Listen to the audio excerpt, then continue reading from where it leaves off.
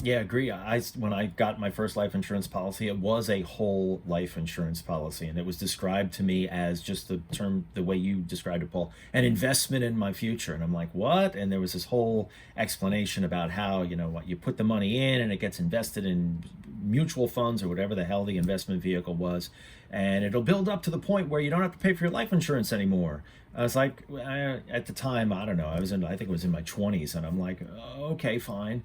um, and you get a few years in and it just starts to be this suck, and it's like I'm continuing to put money in.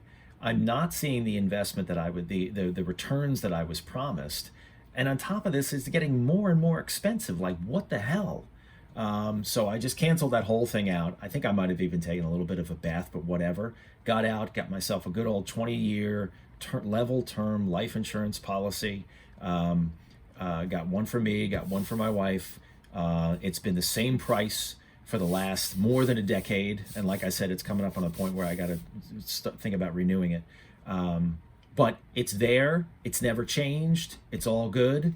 And when we do renew it, I'll be a new client. Now that's the other thing to sort of maybe segue into, Paul.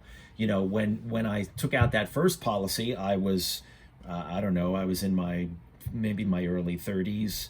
And now I'm going to be 50.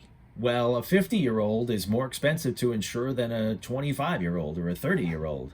Lots of different health considerations. Typically you take, health tests or things like that just to make sure that you're on the up and up.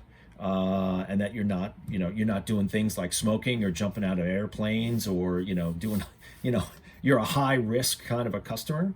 And so you're going to be a different client when you renew as you get older. So just be prepared for that kind of stuff. And, maybe even pointing back to the podcast we did last week, Paul, about the cost of your health. Make sure you're in the gym taking care of yourself and you got a good, clean bill of health, because that's going to save you money on your life insurance too.